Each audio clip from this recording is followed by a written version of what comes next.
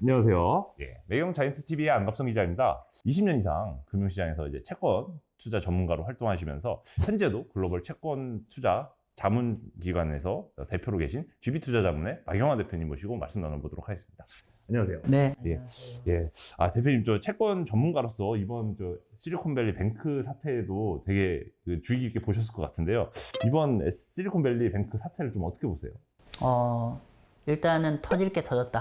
터질 게 터졌다. 예, 그러니까 뭐 갑자기 그러니까 물론 이제 제가 실리콘밸리라는 특정 금융기관이 파산할 거라고 예측은 못했지만은 어떤 형태라도 이렇게 연준이 아주 단기간에 급격하게 금리를 올리게 되면은 사실은 제가 이전에 한 3주 전에 유튜브를 하나 올려놓은 게 있어요. 과도한 금리 인상은 경기 침체를 일으킨다는 얘기를 했었고, 결국은 이렇게 금리가 이렇게 지난 1년 동안에 400bp 이상이 이런 단계 1년 안에 400bp 오른 게 아마 찾아보시면 거의 없을 겁니다, 선례가. 그렇기 때문에 이렇게 단기간에 이렇게 금리를 많이 올라가면 결국은 금융시장이 타이트해지고, 그게 단지 이제 채권의 평가손 형태로 나왔지만은 우리가 보지 못하는 데에서 여러 가지 문제가 발생할 수밖에 없는 상황이었기 때문에 좀 표현이 과하지만 좀 당연히 좀 예상됐던 부분이지 않나 싶습니다. 네, 결국 급격한 금리 인상이 이번 이제 실리콘밸리 뱅크의 파산 원인을 제공했다 이렇게 말씀을 주셨는데, 최근에 사실 이제 뉴스를 보다 보니까 이런 실리콘밸리 뱅크 외에도 뭐 퍼스트 리퍼블릭 뱅크나 아니면 유럽의 크레딧 스위스, 여기도 좀 예전부터 문제가 됐긴 했지만 더 문제가 확산될 수 있다. 이거 진짜 2008년 금융위기 꼴나는 거 아니냐? 뭐 이렇게 걱정하시는 분들도 있더라고요. 이거 금융위기가 혹시 뭐 재현되는 가능성은 없을까요? 이게 사실은 이제 굉장히 큰 주제라서 쉽게 얘기할 수는 없는데, 그러니까 결론적으로 얘기를 하면은 그럴 가능성이 좀 낮아 보인다는 게 좀 낮아 보인다는 상황이고요. 그때, 그러니까 예를 들면 우리가 그냥 직관적으로 얘기하면 리만 사태 같은 것들이 다시 재발할 수 있지 않을까라는 질문으로 또 치환해서 말씀드릴 수 있을 것 같은데, 리만 사태와 가장 본질적인 차이는 리만 사태 같은 경우는 우리가 보지 못했던 좀 표현이 있는데 자산이 썩어 있는 거죠. 부실화되어 있는 거죠. 자산이 굉장히 부실화되어 있던 상황이었던 반면에 이번 같은 경우는 국채나 이런 것들이 급격한 금리 인상 때문에 평가손이 나와 있는 상황에서 뱅크런이 나오면서 지금 당장 돈을 내줘야 되다 보니까 이게 미트가 딱 안 되니까 문제가 발생한 거죠. 그래서 실제로 자산이 부실화된 게 아니거든요. 부실화된 게 과거에는 우리가 보이지 않는데 부실이 얼겨설겨 있는 너무나 큰 잠재 리스크가 많아서 그런 문제였는데, 이번 같은 경우는 부실이 아니다는 거고, 그런 차이가 첫 번째 있을 것 같고, 제가 위기의 징조라는 책도 하나 번역을 했어요. 제가 이제 2008년에 벤 버냉키랑 가이드너 폴슨 재무장관의 공동 저자를 이제 리만 사태 거를 이제 겪으면서 좀 한 플레이북인데, 이제 결론은 2008년 제가 그 번역을 하면서 느낀 게 뭐냐면, 2008년에 정말 위험했구나. 즉 뭐냐면 그 당시에는 이런 크라이시스에 대한 대응 매뉴얼이 없었다. 플레이북이 없었다. 그런데 지금은 땡큐인 게 뭐냐면은 그 2008년 9년을 겪으면서 어떻게 하면 대처를 해야 되는지에 대한 플레이북을 갖고 있다. 그러니까 결국은 일정 부분 위 대응 매뉴얼을 갖고 있다는 게 가장 큰 차이일 것이고, 그래서 결론적으로는 그때보다 이 경험을 하면서 여러 가지 규제책이 나오면서 금융기관의 건전성에 대해서는 훨씬 더 담보가 되고, 두 번째로는 플레이북을 갖고 있기 때문에 이번 같은 경우도 사실 초반에는 받아라도 25만 불만 예금을 개런티한다고 얘기는 했을 거예요. 과거에는 그랬으면. 네네. 근데 과단성 있게 모든 거를 다 해준다는 게 그만큼 이런 시스템 문제에 대해서는 초기에 과할 정도로 대응해야 된다는 거에 이미 레슨을 갖고 있기 때문에 그렇게 대처를 한 거기 때문에, 2008년처럼 번지진 않을 것 같아요. 여기도 아까 질문 올라가서, 퍼스트 리퍼블릭 뱅크라든지 크레딧 스위스들도 사실 ECB나 FRB가 모두 다 그런 이제 경험치가 있기 때문에 이런 리스크가 노정됐을 때 그런 거에 대한 대응 매뉴얼은 어느 정도 있기 때문에 거기까지 번지지 않을 것 같습니다. 근데 오히려 저는 지금 이제 우리가 금융 시스템 얘기를 하는데, 이게 단순하게 이 문제에 국한되어 있는 게 아니라 우리가 사실은 경제 주체의 다양한 리스크가 이미 많이 차 있다는 거가 우리가 좀 조심해야 되는 것들인 것 같아요. 예를 들면 기업의 어떤 부실 문제라든지, 대출금리란 부실금리, 그러니까 어떤 돈줄을 조이면서 금리를 올리면서 발생할 수 있는 여타의 다양한 문제들이 있죠. 그런 문제들이 완전한 해결은 좀 쉽진 않아 보여요. 조금 다시 돌아가서 그 예를 들면은 이제 뭐 이미 많은 유튜브나 방송에서 얘기 나왔겠지만은 미국의 스몰 뱅크 같은 경우는 대형 뱅크 대비해서 압도적으로 대출에 대한 의존도, 수입의 의존도가 크고 또 문제는 뭐냐면 그 수입의 론의 의존도가 높은데 론의 의존도 안에서도 부동산 담보 대출이 중소형 은행들이 압도적으로 많아요. 보통 대형 은행들이 대출에서 부동산 담보 대출의 비중이 미국이 한 7% 정도 되는데 중소형 은행 같은 경우는 현재 6% 정도 됩니다. 압도적으로 많습니다. 맞네요. 그래 그렇기 때문에 어떤 시스템 리스크는 이제 어느 정도 가두리는 전체를 펜스는 쳐놨지만 그 안에서는 사실은 계속 여러 가지 이슈들이 계속 발생할 여지가 있고 중요한 건 여기 말고도 다른 데도 다른 지역에서도 뭔가 우리가 좀 이슈들이 계속 문제가 될 거라는 게 좀 걱정입니다. 그리고 하나만 더 말씀드리면은 우리가 시스템 리스크에 국한되는 거는 어느 정도 만약 그러면 이런 시스템 리스크를 잘 봉합하면 게임이 다 이제 세틀 다운 되는 거냐라는데 그러진 않은 것 같습니다. 지금은 이건 시스템 리스크인데 사실은 이거는 어떻게 보면은 앞으로 전개될 경제 리세션의 어떤 이제 징조로 해석하시는 게 좀 더 정확한 것 같습니다. 그러면 이런 징조가 어떻게 보면 좀 더 좀 확장해서 보자면 말씀하신 대로 미국의 중소형은행들이 특히 취약해질 수도 있는 미국의 부동산 대출 비중이 높다는 게 또 리스크 요인의 하나로 말씀하셨는데 이런 상황이 어떻게 보면 이제 최근에 작년에 레고랜드 PF 사태부터 해서 여전히 올해도 국내 부동산 PF도 여전히 지금 많은 곳에서 지금 좀 부실화될 수 있다는 우려를 내고 있는데 국내 그 뭐 회사채라든지 이런 투자까지 포함해서 현재 국내에 좀 이런 그 신용위기에 대한 좀 가능성은 어느 정도로 보고 계세요? 네, 일단은 이 질문에 대해서 굉장히 조심스럽게 얘기를 해야죠. 왜냐하면 이게 결국은 사람들의 신뢰의 문제고 어떤 신뢰가 이르면 아무리 돈이 많이 쌓아놔도 뱅크런이 발생하는 거거든요. 사실 그래서 제가 작년에 레고랜드가 불거지고 굉장히 많은 사람들이 레고랜드를 걱정했는데 제가 그래서 너무 크게 걱정하지 마십시오. 정부의 어떤 스탠스, 의지가 제일 중요한데 정부의 스탠스는 이 문제를 충분하게 막을 만한 스탠스를 갖고 있다는 거에서 걱정하지 말라고 했는데 근데 지금 이거 같은 경우는 국내에 제가 좀 도입을 해서 얘기를 하면 미국의 중소형주 은행의 어떤 문제점을 우리나라 상당수 금융기관도 오히려 더 많이 노출되어 있는 거 아니냐. 즉 예를 들면 상당수 중소금융기관들 같은 경우는 부동산 담보대출이 굉장히 많이 가지고 있고 또 상대적으로 미국보다 한국의 부동산 시장이 금리 인상에 더 취약한 구조이죠. 그러면은 실제로 아까 그러니까 미국이나 한국이나 전 세계 주요 은행들이 결국은 단기간에 금리를 급격하게 올린 상황이기 때문에 이 금리 인상에 따른 어떤 부동산의 영향, 시차를 둔 영향은 동일하게 작동될 수밖에 없는데 한국이 그런 입장에서 더 좀 취약한 상황이고 이렇게 되면은 뭐 좀 표현이 과한데 회사채 투자는 사실 적합하지 않죠. 이런 상황에서는 그냥 국내 국채만 안전이 될 수밖에 없죠. 그래서 즉 앞으로는 국채와 회사채가 우량 채권이라도 이렇게 좀 다른 길로 갈 겁니다. 그러니까 국채는 기본적으로 안전자산이기 때문에 안전자산 쪽에 쏠리면 때문에 베네핏을 보는 구조이고 우량 회사채는 상대적으로 국채 대비 리스크가 있는 물건이기 때문에 이런 물건들에 대해서는 선호도가 줄어들면서 리스크 프리미엄이 커질 거고 리스크 프리미엄이 커지면 가상금리가 확대될 것이고 가상금리가 확대되면 회사채 가격은 하락하게 되죠. 그렇기 때문에 앞으로 시장 굉장히 차별화가 더 추세적으로 진행될 것 같습니다.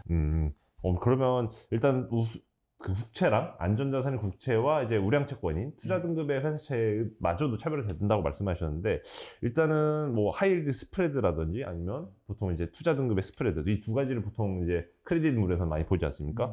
이 경우 이제 하이힐드 같은 경우도 이제 뭐 2008년 대비와 비교하면서 여전히 뭐 시스템 위기로 안 갈 거라면 하이힐드도 뭐 기본적으로 절대 금리 자체가 높기 때문에 매력적인 거 아닌가 뭐 이렇게 접근하신 개인분들도 있을 것 같아요. 실제로도 뭐 증권사 리테일 채권 판매단에서도 뭐 최근에 뭐 이제 뭐 월지급식 채권이라든지 이런 다양한 어떻게 보면 이제 좀 이제 투자 등급에서 뭔가 이제 투자 등급과 하이힐드를 왔다 갔다 하는 미묘한 경계선에 이제 채권도 많이 파는 걸로 알고 있는데 뭐 이런 투자에 대해서는 어떻게 보시나요? 일단은 이제 우리가 지금 하이힐드가 사실 절대 금리가 높아요. 미국 하이힐드 같은 경우는 현재 쿠폰이 거의 한 10% 육박하거든요. 그러니까 이거는 이제 만약 경제가 현 상황으로 계속 유지가 된다고 했을 때는 연 10%의 이자가 나온다는 얘기죠. 사실은 굉장히 매력적이죠. 근데 여기서 간과하지 말아야 되는 거는 채권의 가격입니다. 그러니까 쿠폰은 10%지만 채권의 가격은 하이힐드 채권의 가격은 주식과 같은 방향입니다. 즉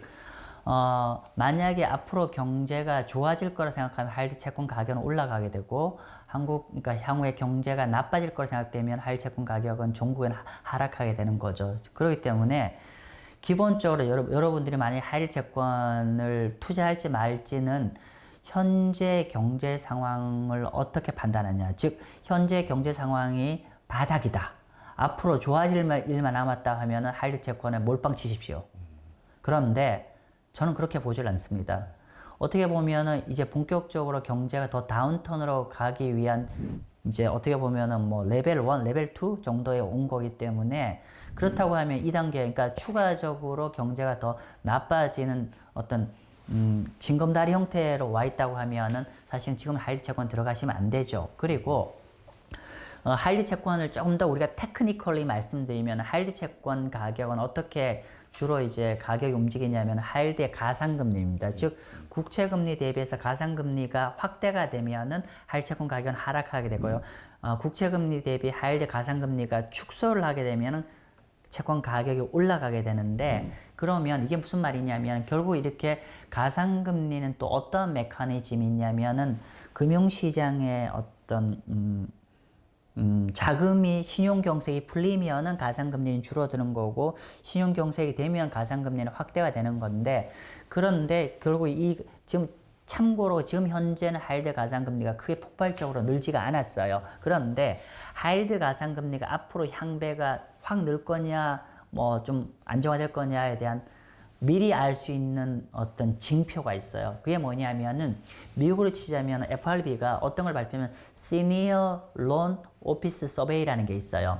그게 뭐냐면은 미국 연준이 분기별로 미국의 주요 시중은행의 대출 최고 책임자들한테 앞으로 너희가 대출 기준을 타이트하게 끌고 갈 거냐 아니면 이징 좀 완화 쪽으로 끌고 갈 거냐라고 서베이가 있어요. 근데 이 서베이 기가 막히게 많습니다. 그러니까 선행 지표로서 예를 들면은 보통의 경우는 예를 들면 이 컨센서스가 0 그러니까 좀 0 아래로 내려가게 되면은 완화 쪽으로 앞으로 대출 기준을 완화한다는 스탠스가 커지는 거 0 플러스 값이 커질수록 앞으로 더 타이트하게 간다는 건데 여러분 한번 꼭 챙겨 보십시오. 그 데이터가 하이힐드 가상금리보다 선행하고요.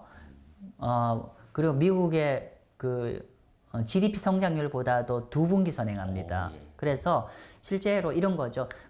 만약에 시니어 오피스 서베이가 위로 간다는 거는 지금 대출의 스탠스가 굉장히 빡빡해진다는 거고 그러면 결국 대출 스탠스가 빡빡해지면 시차를 두고 실물 경제에 영향을 주죠. 그런데 현재 아직 미국 실물 경제, 그러니까 GDP 성장률이 나쁘진 않은데 현재 시니어 론 오피스 서베이가 작년 3분기부터 마이너스에서 플러스로 전환됐어요. 즉 작년 3분기부터 미국의 시중은행들이 이제 대출 기준을 쪼이기 시작한다는 얘기죠. 근데 지금 현재 44 정도 되거든요. 플러스 44 정도 되는데 과거에 44 정도 됐을 때 미국 경제는 100% 다 경기 침체에 들어갔습니다. 그런데 말씀드린 대로 일단은 실물 경제가 2분기 후에 과거의 데이터를 보면 되는데 그걸로 봐서는 미국 실물 경제가 마이너스 한 1% 정도 과거 데이터상 가게 되어 있고요. 두 번째로는 하이힐드 가상금리를 다시 돌아와서 하이힐드 가상금리 같은 경우도 이 시니어 론 오피스 서베이가 이렇게 타이트하게 가면 결국은 여기 수렴합니다. 올라가게 되어 있습니다. 그래서 가상금리가 올라가게 될 수밖에 없다는 거. 또 하나는 최근에 우리가 영어로 제가 연체율 그것도 연체율이 앞으로 얼마나 증가할 것이냐에 대해서 시중은행 최고 책임자한테 전망을 해요. 그 전망을 했는데 현재 레벨이 어느 정도까지 증가 레벨이냐면 우리가 과거 리만 사태를 대비를 해본다면 현재 이번 분기의 답변은 어느 정도냐면 2007년이 있고 2007년 1월 달이 있고 2008년 1월 달이 있잖아요. 현재 레벨은 2007년 1월 달과 2008년 1월 달 그 사이 정도의 답변율이 나와 있어요. 즉 미국의 시중은행 대출 최고 시험들이 보는 향후 연체율 전망 자체가 2007년과 2008년 사이 정도 레벨에 와 있다는 걸 볼 수가 있고요. 또 하나는 현재 그 시널론 오피스 서베이에 보면은 지금 꽤 많이 올라와 있잖아요. 예. 근데 미국 기업의 부도율은 이게 3분기 선행입니다. 즉 시널론 오피스 서베이 이렇게 올라와 있으면은 부도율이 올라갈 거잖아요. 네. 부도율이 얼마나 올라갔냐면은 이거는 3분기 뒤에 올라가요. 시차가. 참고로 미국의 하이드 기업의 부도율 지금 현재 바닥에 조금 올라왔거든요. 네. 한 1% 내지 1.5% 부도율인데 네. 시차를 보면 현재 레벨 과거 데이터를 보면 시차를 두고 이건 부도율이 한 8%, 7-8%까지 올라간다고 돼 있어요.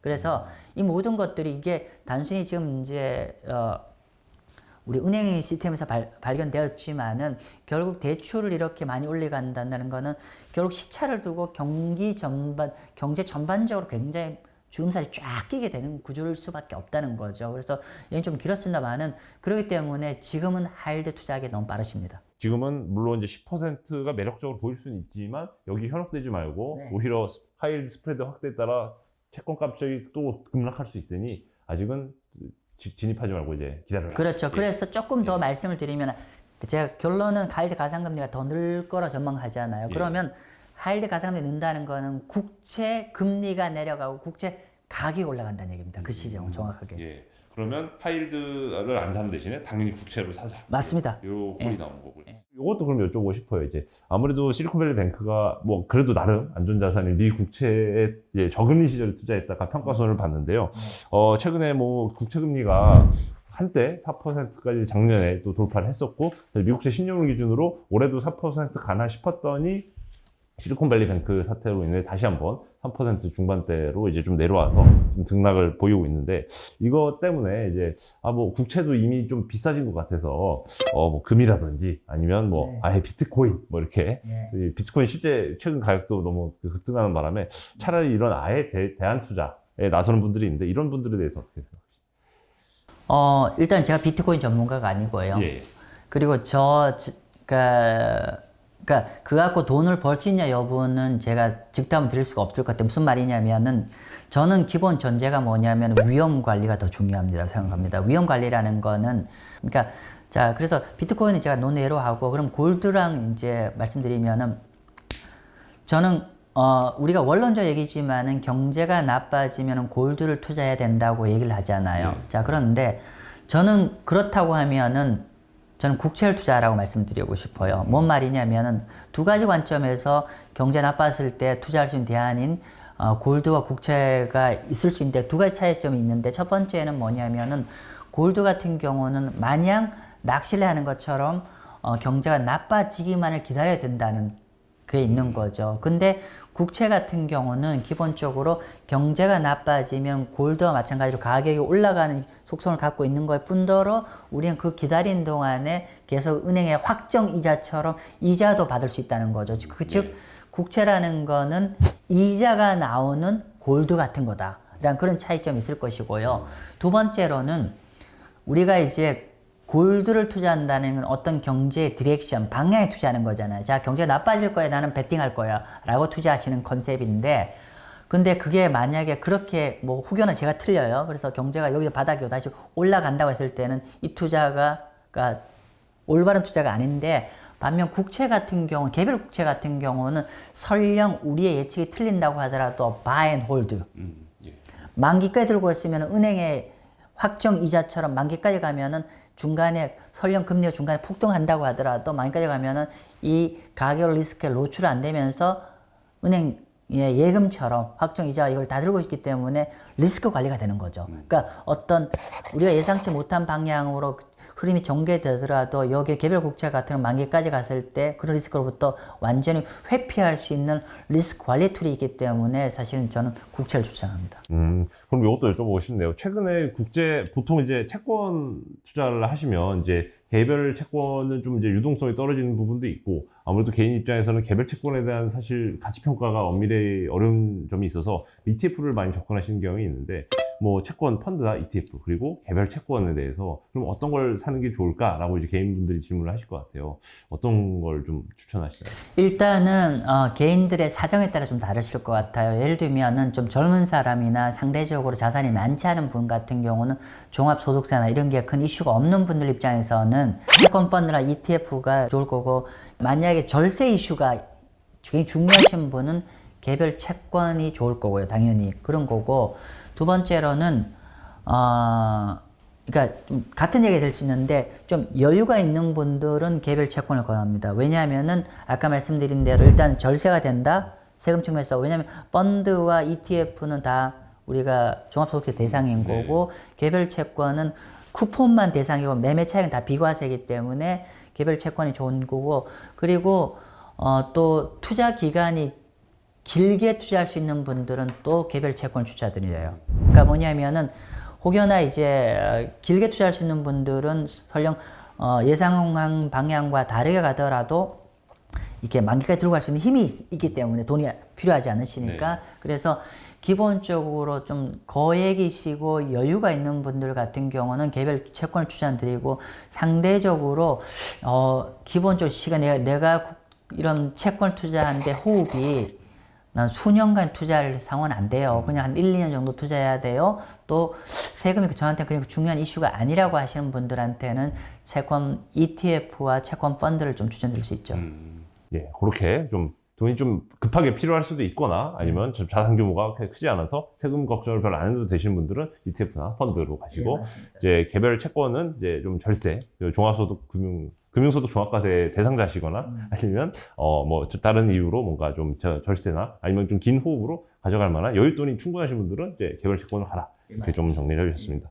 그러면 이것도 여쭤보고 싶은데, 채권 가격은 결국 이제 금리가 제일 또 중요한 요소지 않겠습니까? 근데 이제 최근에 뭐 SVB 사태 이후로 뭔가 올해 금리 인하가 힘들다 해서 좀 올해 금리 인하를 할 수도 있지 않을까? 뭐 이런 의견이 많이 생기고 있고, 실제로 패드워치를 보면 뭐 선물 시장에서도 이렇게 좀 베팅 확률이 올해 금리 인하 할 수도 있겠다, 이런 의견이 나오고 있는데, 뭐 금리 방향에 대해서 뭐 정확한 예측은 뭐 사실 신만은 알 수 있겠지만 어떻게 보고 계신지 궁금합니다. 일단은 우리가 여기 이제 우리 구독자님들이 채권하실 때 꼭 이제 알아두셔야 될 게 있어요. 뭐냐, 방금 이제 기자님 말씀하셨던 금리는 정책금리잖아요. 그죠? 정책금리고, 여러분이 채권 투자를 한다고 하면 사실 정책금리는 참고사항이고, 우리가 실제로 채권의 투자 수익 결정되는 거는 국채시장금리입니다. 그래서 이 두 가지를 좀 구분해서 보셔야 된다는 걸 먼저 좀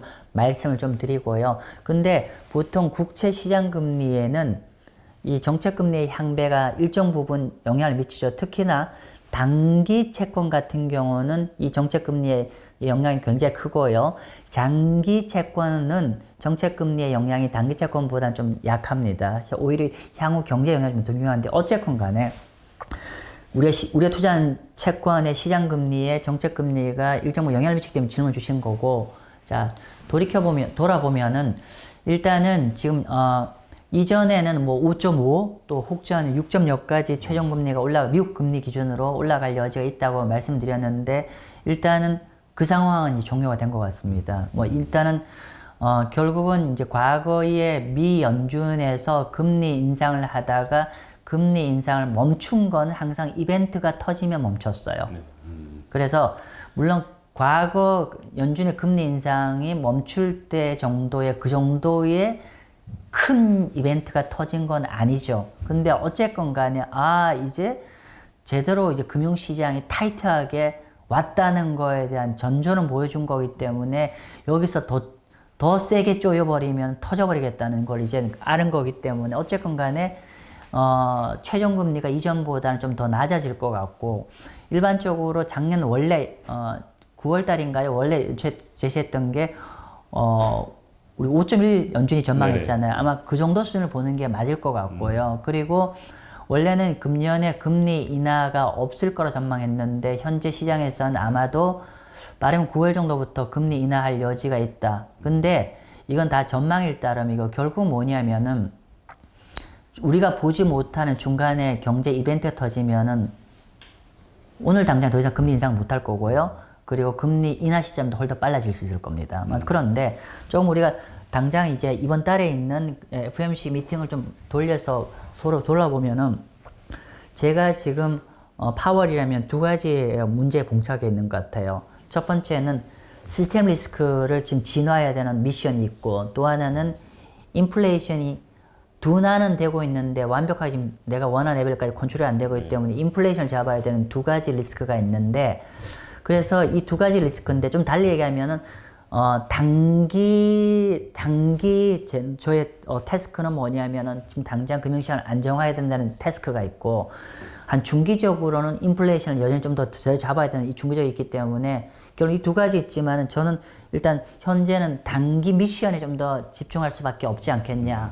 그러니까 뭔가 좀 더 취약해진 은행이 나타나거나 그렇죠, 이런 이벤트 후속 뭔가 신용위기 이게 가능성이 높아질수록 더욱더 동결적으로. 동결인 거고, 우리가 지금 이제 한 이틀 동안 해서 우리가 잘 들어보아서 좀 안정세가 지금 일주일 이상까지 좀 안정이 된다고 하면은 인상은 해야 되지만 여전히 그 리스크가 있기 때문에 뭐 50bp는 건너뛴 거고 못 가는 거고, 그래도 한 25bp 정도의 베이비 스텝 정도는 할 여지가 있다. 왜냐하면 여전히 우리가 중장기적인 과제, 인플레이션 과제도 수행을 해야 되는 입장이기 때문에 한 0.25 정도 수준에서, 그러니까 현재 금융 리스크와 이 두 가지의 절정점이죠. 한 0.25 정도 올릴 정도 될 것 같다. 그러나 어쨌건 간에 이 이벤트를 통해서 연준과 전 세계 주요 은행들이 이게 금리가 현재 레벨에서 더 과하게 올라가면은 제대로 터지겠구나라는 이제 리스크를 딱 인지를 했기 때문에 이제는 굉장히 금리 올리는 걸 주저하고 조심하게 될 겁니다. 네. 예. 그러면 요걸 또 여쭤보고 싶습니다. 사실 연준이 이번에 실리콘밸리 뱅크 사태 이후로 이 후속 이제 예금자 보호 조치를 취하는 과정에서 나온 대책 중에 하나로 이제 실리콘밸리 뱅크가 갖고 있던 이제 기존의 미 국채 자산에 대해서 시가 평가, 그러니까 지금 그 급락한 시가로 이제 평가하는 대신에 액면가 기준으로 평가한다는 얘기를 하면서, 이게 또 시장 참여자들은 사실상 연준이 QT 돈을 걷어들이는 와중에 또 취약해진 부분에 한정적으로 이제 좀 돈을 쏴주는 게 아니냐, 이런 또 분석을 하고 있는데, 이러다 보니까 더욱더 이 시장이 연준 금리 인상 끝났네, 약간 이런 반응도 보이시는 것 같더라고요. 마찬가지로 좀 비슷한 관점에서 좀 보고 계신 건가요? 글쎄요. 그 부분은 제가 사실은 미리 좀 스터디가 안 돼 있어서 정확하게 답변은 못 드리겠는데, 글쎄요. 저는, 그렇게 될 수도 있고 안 될 수도 있지만은 사실은 여기서 바로 끝나면은 조금 더 문제는 상황은 더 꼬일 여지가 있다는 거죠. 그러니까 단기적으로는 이제 그렇게 했을 때 우리가 이제 만약에 완전히 이제 금리 인상이 실질적으로 끝나버린다고 했을 때 문제는 우리가 인플레이션이라는 어떤 불을 완전히 진화가 안 된 상황에서 스탑을 해버리면 가장 경제에 두려운 건 뭐냐면은 제대로 잠불을 안 끈 상황에서 불이 다시 번질 때는 뒷감당이 없어요. 대책이 없어요, 사실은.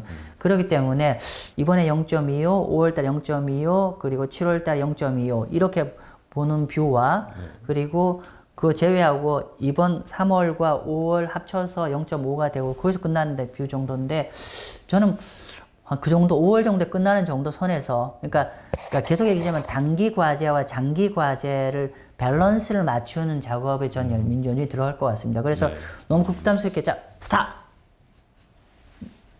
이라고까지는 가지는 않을 것 같습니다. 네, 감사합니다. 그러면 또 요것도 여쭤보고 싶습니다. 어쨌든 오늘 이제 방송의 핵심 결론은, 자, 회사채도 위험할 수 있다, 조심하자, 그리고 국채를 사셔라. 근데 그러면 현재 상황에서 이제 국채 금리가 워낙 또 국가마다 또 다르다 보니까 또 미국 국채와 그리고 한국을 포함한 신흥국의 로컬 통화 표시채, 그리고 달러 표시채, 이렇게 한 3개 정도로 구분해서 어떤 각 채권별로 좀 어떤 게 좀 유망해 보이시는지, 어떤 건 좀 피해야 하면 좋을지, 특히 뭐 브라질 국채 같은 경우도 2010년대 초반 악몽에 의해서 다시 한번 기회가 왔다는 또 분석도 나오고 있는데 어떻게 보시는지. 일단은 제가 그 답변 드리기 전에 먼저 매매 전략이라 해야 되나요? 굳이 얘기하면 매매 전략 좀 접근했으면 좋겠어요. 뭐냐면은 일단은 현재 상황에 대해서 어떻게 정의할 거냐. 그러니까 제가 말씀드리는 건 빅픽처죠. 어떤 형태라도 지금 정책 당국에서 이번 소동이라고 해야 되나, 시스템 위기를 진화를 하려고 하고 진화될 가능성이 높죠. 진화가 되면은, 그럼 이 진화가 되면은 모든 게 다 정상화되냐는 그건 아니라는 거죠. 저의 관점은 뭐냐면은 결국은 이제 본격적인 경기 침체로 들어가는 스타팅 포인트라고 저는 해석을 합니다. 그렇기 때문에 그러면은 사실은 요 시스템 위기가 발생해서 장이 쫙 무너지고 국채 금리 단기전에 급등했기 때문에 요 시스템 위기가 좀 봉합이 되면 주식장은 올라가고 금리가 급락했던 게 다시 금리도 좀 올라올 거잖아요. 그러면은 시스템 위기에 포커스를 맞춰야 되는 게 아니라 중장기적인 경기 침체 쪽에 어떤 투자자들이 포커스를 맞춰야 되고, 그러면 단기적으로 이렇게 최근에 이제 어떤 오늘도 금리 좀 많이 올라오고 있고 시장도 올라가고 있죠. 한 2% 올라오고 있죠. 이렇게 뜨는 거를 저는 표현이 그런데 리커버하면 저는 팔라는 스탠스입니다. 주식은. 왜냐하면은 중장기적으로는 저는 작년 10월 달부터 있었던 베어마켓, 저는 베어마켓 랠리로 정의합니다. 네. 베어마켓 랠리가 이제 끝나는 거 아니냐.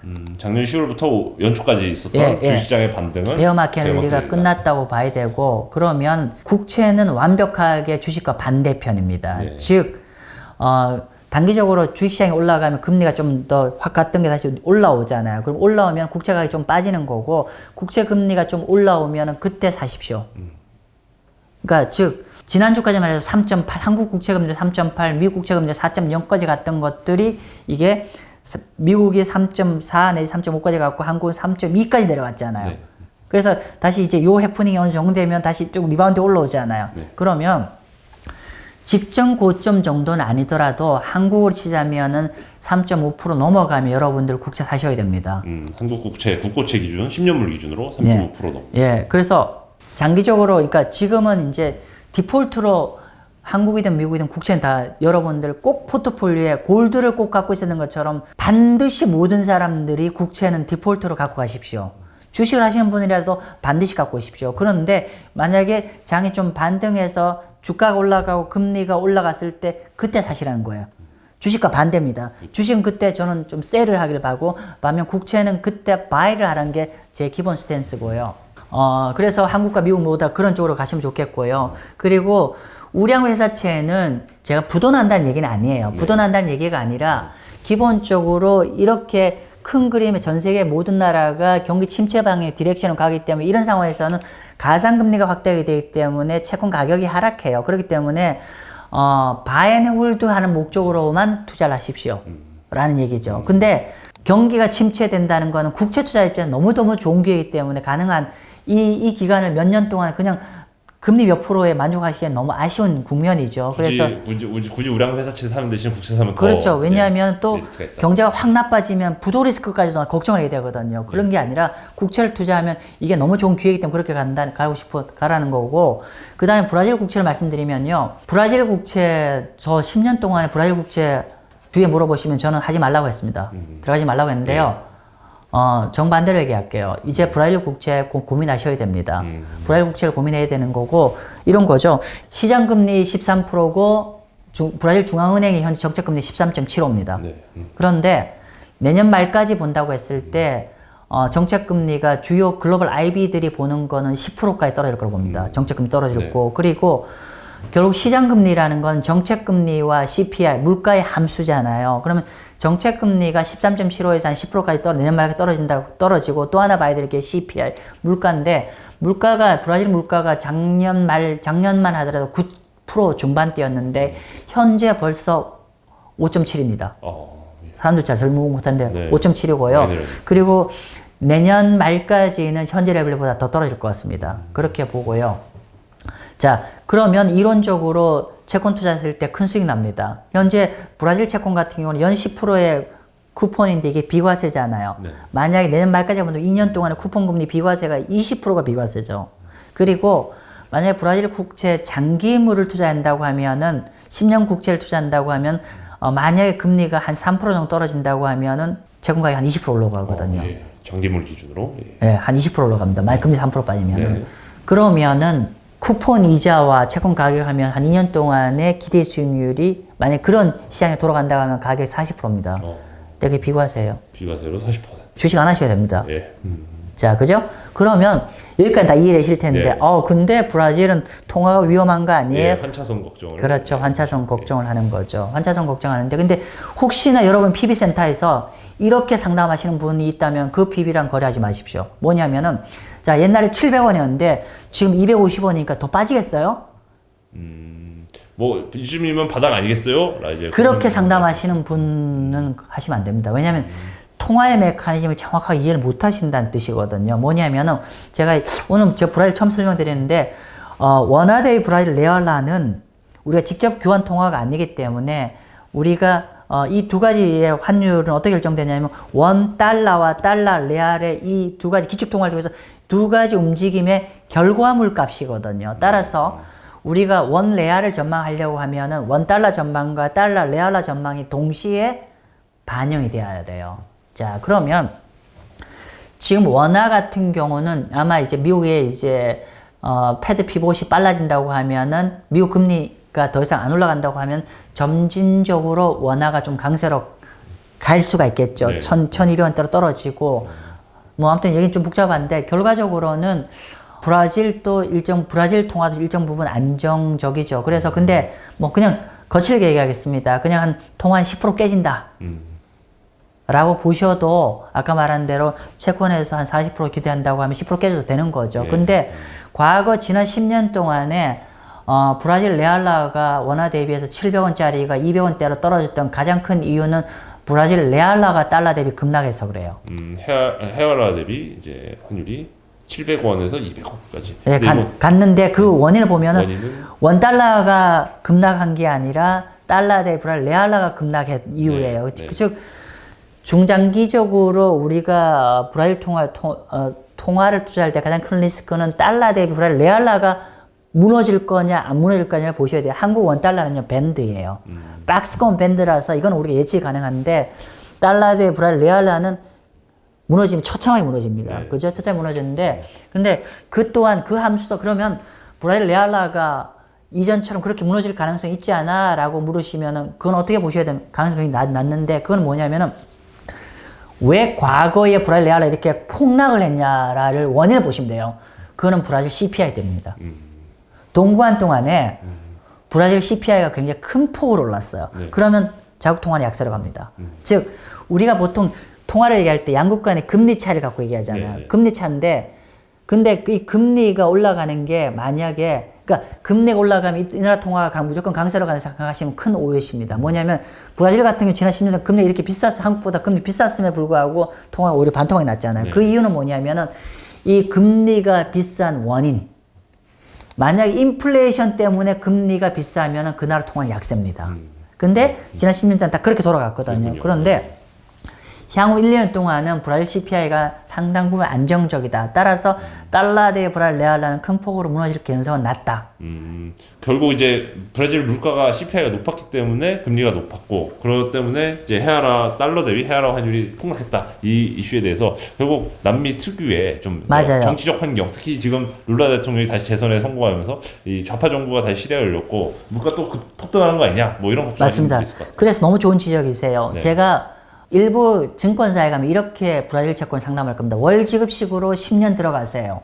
이렇게 얘기하거든요. 그러면은 예를 들면은 합쳐서 뭐 토탈 10년 동안 100%가 나오는 거 이 100%가 비과세고 뭐 통화 반토막 나도 매력적이지 않습니다. 물론 그렇게 이해할 수도 있지만은 저는 그건 좀 너무 나이브한 어프로치지 않냐 생각이고 저는 아까 방금 너무 좋은 지적을 하셔서 지금인데 문제는 브라질이 지금 포퓰리즘 정책을 구사하는 정권에 들어왔단 말이에요. 그러면 결국은 장기적으로 돈을 많이 푸는 정책을 하게 되면 물가는 다시 재차 올라갈 거예요. 그래서 딱 내년 말까지는 투자하십시오라는 게 기본 전략입니다. 자, 장기 브라질 국채물인데 또 그래도 내년 말까지. 장기 채권을 내년 말까지 하고 팔고 나오십시오라는 게 왜냐면은 내년까지는 아까 말씀드린 대로 일시적으로 코로나 팬데믹 때 물가 뜬 것들이 구조적으로 좀 떨어질 수밖에 없는 거고 두 번째로는 지금 브라질이 여소야대죠. 네. 여소야대고 또 통화량을 그 통화량에 대한 최고 책임자가 중앙은행장인데 이게 이전에 우파 정부에서 임명한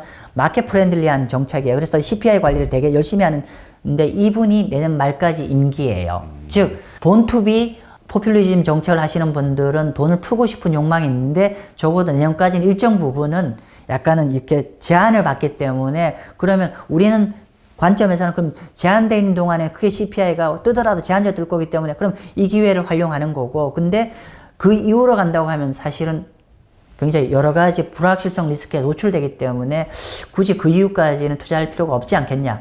결론부터 정리를 하면은 적어도 내년까지는 우리가 브라질 채권 투자 환경이 그래도 어느 정도 제어가 되는 국면이기 때문에 내년까지만 좀 투자하고 내년 말 정도에 팔 건지 더 킵할 건지 판단하셔도 될 것 같습니다. 예, 내년 말까지는 브라질 국채 괜찮다 이렇게 말씀을 주셨고 대신에 더 끌고 갈지 말지는 이제 브라질 국내 정치 상황 등 그렇죠. 종합적으로 고려해 보자 이렇게 말씀 주셨습니다. 최근에 이제 이런 ETF가 많이 나와 있습니다. 이 개별 채권 사기는 어렵고 또 ETF는 또 목표한 대로 만기 보유에 따른 뭔가 효과를 얻을 수 없다 보니 이 최근에 만기 매칭형 채권 ETF가 좀 작년에도 되고 상장이 됐는데 이런 상품에 대해서는 좀 어떻게 보고 계신가요? 일단은 그 우리가 보통 이제 우리 시청자님들의 양해를 그러니까 이해를 좀 더 돕기 위해서 말씀드린 만기 매칭이라는 거는 그 채권을 만기까지 들고 가면은 중간에 금리가 오르든 내리든 관계없이 처음에 진입할 때 그 금리 수준으로 이제 채권의 이자를 다 이렇게 가격을 가져올 수 있다는 장점이 있는 거죠. 자, 그런데 네, 맞습니다. 그래서 이거 같은 경우는 이제 그런 장점이 있고, 그러니까 만기까지 가면은 시장 금리, 내가 진입한 이후에 시장 금리 리스크에 노출 안 된다는 장점이 있고, 또 하나의 장점은 뭐냐면은, 그런데 중간에 만약 금리가 내리면은 또 채권 가격이 올라갈 거잖아요. 네. 그러면 그때 또 팔아서 수익 취할 수 있기 때문에 마치 개별 채권을 투자했던 효과, 개별 국채를 하나 투자했던 효과와 비슷하기 때문에 저는 나쁘지 않은, 괜찮은 개별, 그러니까 금액이 크지 않다고 하면 괜찮은 투자의 수단이라고 판단합니다. 네, 괜찮은 수단. 개인 투자자들이 좀 소액으로 접근하기도 부담 없는 그렇죠. 상품이다. 예, 맞습니다. 물론 이제 개별 채권마다 좀 이제 이 만기 수익률이라든지 아니면 뭐 매도 시점, 매매 전략에 대해서는 각자 또 고민을 하시겠죠. 예, 근데 저는 이제 만기 매칭 같은 경우는 그 만기 매칭 대상이 회사채보다는 국채를 했으면 좋겠습니다. 회사채는 가능한, 물론 이제 이론적으로 만기 매칭이 되면은 이제 그 회사채의 수익을 그대로 다 끌고 갈 수 있지만은 사실은 회사채라는 거는 본투비 디폴트 리스크가 있습니다. 그래서 채권 투자에서의 가장 첫 번째 여러분이 고민하셔야 되는 거는 부도가 나면 다 끝납니다. 그러면 저는 여러분들이 그런 리스크에 노출이 안 되었으면 좋겠습니다. 네. 네. 알겠습니다. 감사합니다. 개별 채권 대신에 이런 ETF, 외국에도 채권 ETF가 되게 많이 상장돼 있는 걸 아는데, 뭐 이제 달러 자산으로 좀 운용을 원하시는 분들 대상으로 혹시 뭐 외국에 상장된 뭐 ETF는 어떤 뭐 채권 ETF를 추천하시는지? 일단은 이제 사실 ETF 너무 많죠. 사실 네네. 너무너무 많이 상장해서 이제 있는데 한 세 가지 정도만 말씀 좀 드리죠. 첫 번째는 ULST 네. 같은 경우는 어떤 거냐면은 이거는 쿠폰 금리가 한 4.5가 나와요. 그러니까 기본적으로 우리가 CMA 같은 거죠. 네. CMA 같은 건데 달러 CMA인데 이거 같은 경우는 4% 이상의 단기 자금, 그러니까 4% 이상의 이자가 나오는 단기물인데 듀레이션 0.25예요. 듀레이션 0.25라는 거는 금리가 1% 움직이더라도 가격이 0.25만 움직인다는 거고, 그럼 통상적으로 금리 1% 움직일 수가 없거든요. 예를 들면 거의 가격 리스크는 없으면서도 아주 단기에 한 4%짜리 CMA 같은 효과를 가져가 있는 거기 때문에 단기에 시형 유동성 자금 형태로는 이걸 추천드리는 거고, 그리고 제가 이제 이전에 그런 말씀을 드렸어요. 그리고 장기적으로 경기 침체 리스크를 우리가 좀 한번 투자를 하고 싶다고 하면 듀레이션이 긴 채권을 투자해야 되고, 물론 듀레이션 긴 채권 펀드 ETF가 되게 많지만은 가장 대표적인 게 TLT죠. 이건 듀레이션이 한 20년 정도 되는 거죠. 즉 금리가 1% 내려가면 채권 가격이 20% 정도 올라가는 그런 효과를 가는 거라서 이거는 장기적으로, 이거 단타 플레이 아닙니다. 장기적으로 경기 침체에 대비하는 걸 좋았으면 좋겠고, 또 하나는 우리가 지금 얘기했죠. 지금 당장 미국의 금리 인상이 동결될 수 있다는 얘기가 되면서 우리 어떤 현상이 벌어졌냐면 달러와 약세, 이머징 마켓 통화 강세예요. 물론 이제 우리가 좀 추가 금리 좀 또 더하면 다시 또 달러 강세로 갈 텐데, 어쨌든 간에 빅픽처로 본다면 우리 금년 중반 이후부터는 이제 달러 약세, 이머징 마켓 통화 강세로 될 겁니다. 그러면은 이머징 마켓 채권이 굉장히 매력적일 겁니다. 글로벌 투자 입장에서는. 뭐냐면은 이머징 마켓 채권이라는 거는 이렇게 되는 거죠. 보시면은 미국 사람 입장에서 이머징 마켓 채권 투자의 장점은 크게 세 가지입니다.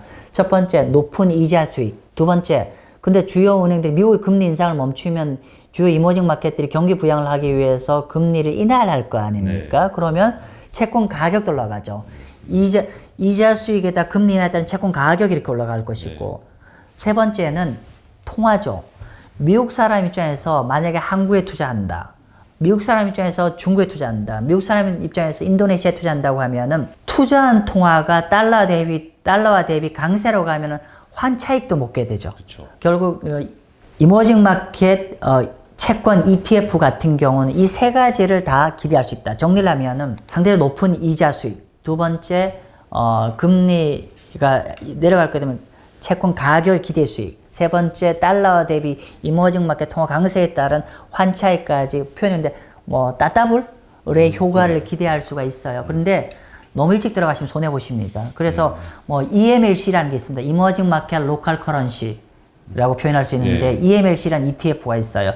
이것도 아까 제가 여기 아까 세 가지였죠. 맞습니다. ULST와 ULSTLT와 EMLC를 세 가지를 이런 포트폴리오 놓고 시점을 잘 저글링을 하시면은 굉장히 좋은 채권 투자에 활용할 수 있는 ETF가 되실 겁니다. 네, 뭐 지금 거의 정답 다 떠먹여 주신 이제 마경환 대표님 말씀이었고요. 또 채권 투자 관련해서 뭐 궁금하신 점이 있으시다면 주비 투자자를 통해서 직접 문의를 하셔도 좋으니까요. 뭐 특별히 뭐 개인 고객을 뭐 막거나 그런 건 없으신 거죠? 네, 맞습니다. 네, 알겠습니다. 뭐 많이 문의 전화하시면 아마 직접 받으실 수도 있을 것 같습니다. 네. 뭐 지금까지 매경 자이언트 TV 양수 기자였고요. 흔들리는 장세에서도 안전하게 투자하시길 바라겠습니다. 감사합니다. 네, 감사합니다.